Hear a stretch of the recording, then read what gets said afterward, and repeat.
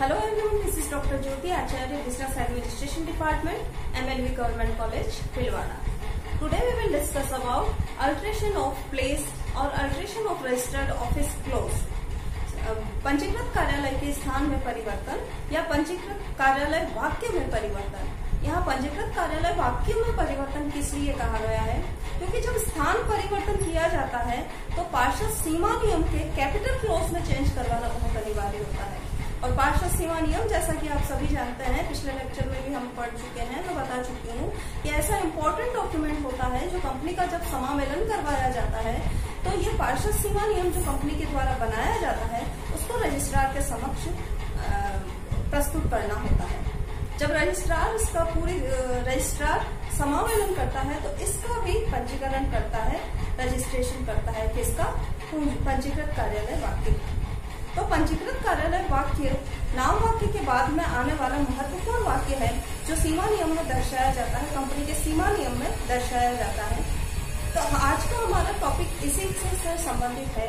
और पिछले लेक्चर में हमने पंजीकृत कार्यालय के परिवर्तन के बारे में 3 परिस्थितियों के बारे में चर्चा की थी। पहली परिस्थिति कौन सी थी कि जब पंजीकृत कार्यालय या रजिस्टर्ड ऑफिस, कंपनी का रजिस्टर्ड ऑफिस चेंज किया जाता है तो एक ही शहर में चेंज किया जाता है, एक शहर से दूसरे, एक ही शहर में एक स्थान से दूसरे स्थान पर।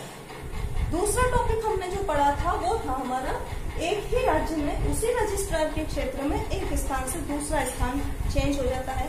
और तीसरा टॉपिक जो हमारा था वो था एक ही राज्य में स्थान परिवर्तन, लेकिन रजिस्ट्रार के क्षेत्राधिकार में भी परिवर्तन।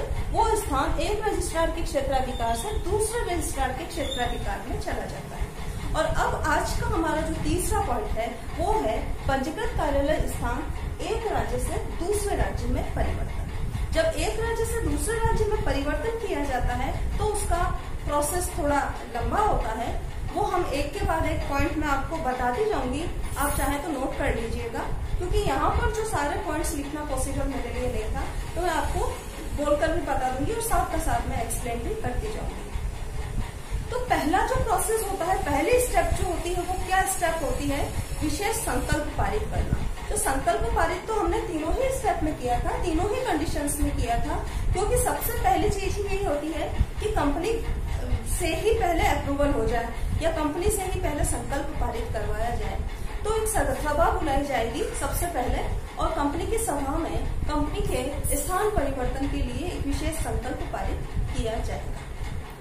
विशेष संकल्प पारित करने के बाद में केंद्रीय सरकार के समक्ष आवेदन किया जाएगा और केंद्रीय सरकार के समक्ष आवेदन एक फॉर्म होता है, फॉर्म नंबर 23 INC 23 में एक निर्धारित प्रारूप होता है और उस निर्धारित प्रारूप में केंद्रीय सरकार के समक्ष आवेदन किया जाएगा किसका?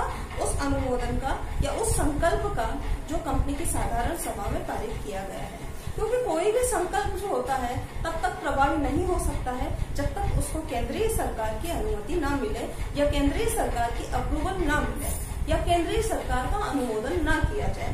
मैं जब अनुमोदन बोलती हूँ तो आपको समझना है कि इस अनुमोदन से आशय जो है अप्रूवल से लगाया जाता है। केंद्रीय सरकार के अप्रूवल के बिना कोई भी संकल्प पारित नहीं हो सकता, कोई भी संकल्प प्रभावी नहीं हो सकता है, इफेक्टिव नहीं हो सकता है।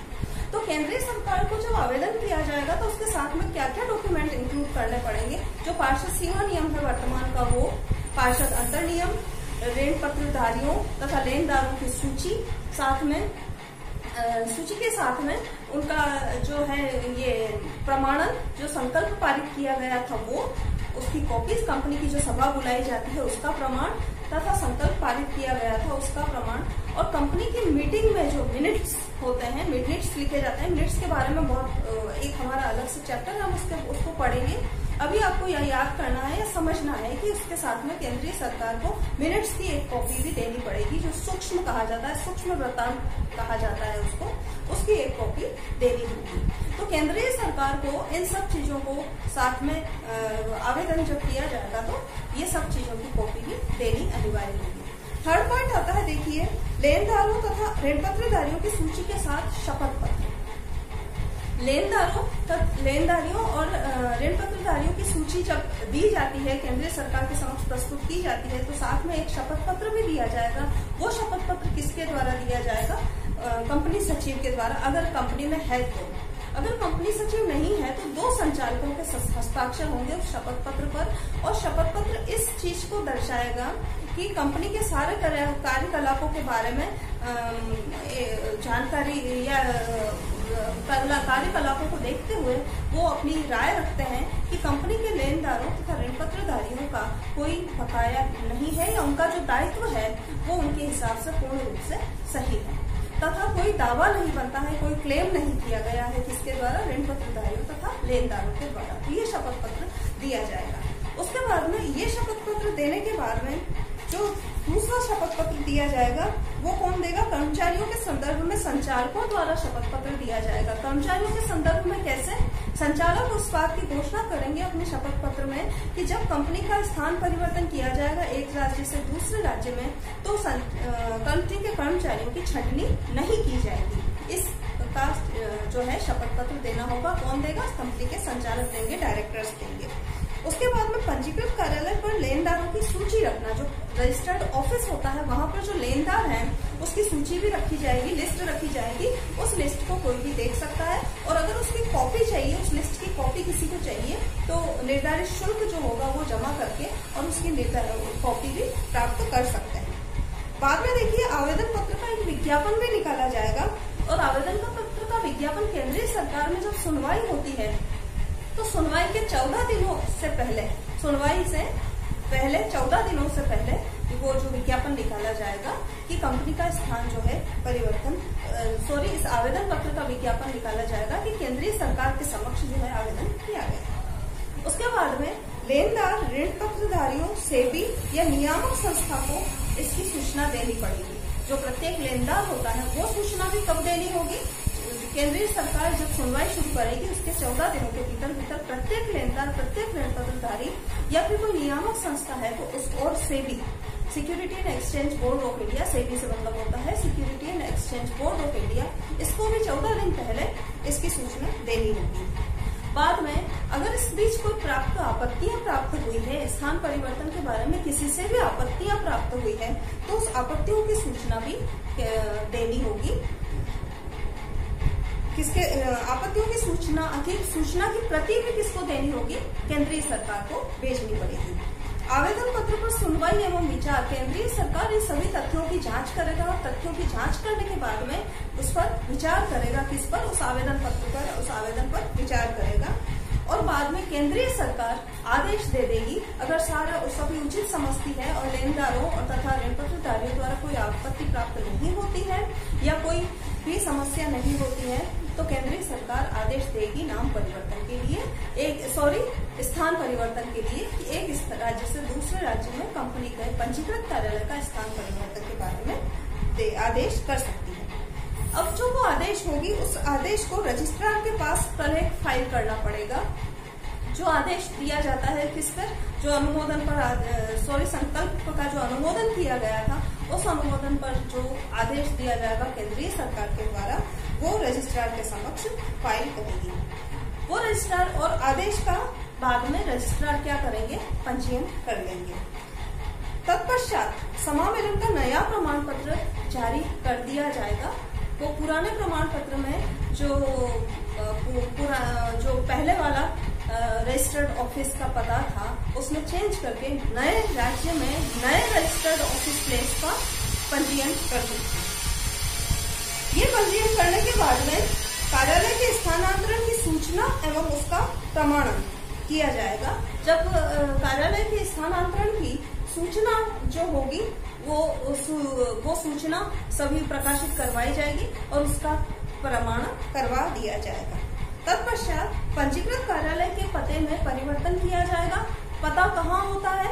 जो कंपनी होती है, कंपनी के जो जहाँ भी मान लीजिए कहीं नेम प्लेट लगी है वहां पर प्रिंट किया हुआ है या छपा हुआ है या पेंट किया हुआ है तो वहां पर नया नाम उस पर लिख करके और नया पेंट करवाया जाएगा। इसी तरह कंपनी के जितने भी दस्तावेज होते हैं वहां पर भी नाम चेंज कर दिया जाएगा। इसके बाद में एक सार्वजनिक सूचना समाचार माध्यम पत्र के माध्यम से प्रकाशित की जाएगी। वो समाचार पत्र जो दैनिक समाचार पत्र होते हैं, एक तो इंग्लिश न्यूज़पेपर और एक जो पंजीकृत कार्यालय का स्थान है वहां की जो भाषा है उस न्यूज़पेपर में प्रकाशन करवाया जाएगा। उसके बाद में स्टॉक एक्सचेंज को, अगर लिस्टेड कंपनी है तो स्टॉक एक्सचेंज को भी इसकी सूचना देनी पड़ेगी। ये तो पूरा प्रोसेस था। एक राज्य से दूसरे राज्य में अगर परिवर्तन किया जाता है, किसका, कंपनी के रजिस्टर्ड कार्यालय का या पंजीकृत कार्यालय का परिवर्तन किया जाता है, तो ये विधि होती है।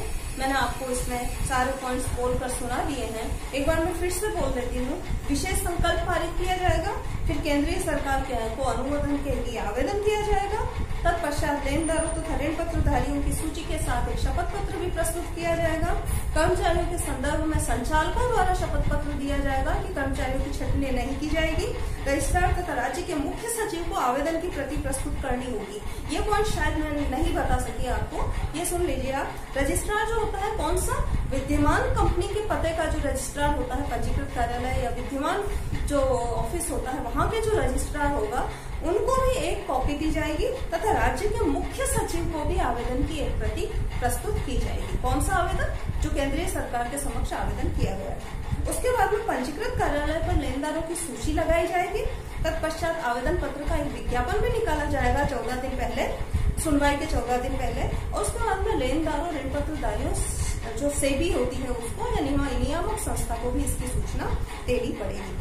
फिर प्राप्त जो आपत्तियां होती है वो भी भेजनी पड़ेगी केंद्रीय सरकार के पास में, तथा केंद्रीय सरकार बाद में सब जो तथ्यों की जांच करके और आदेश दे देगी किसके बारे में, पंजीकृत कार्यालय के स्थान परिवर्तन के बारे में।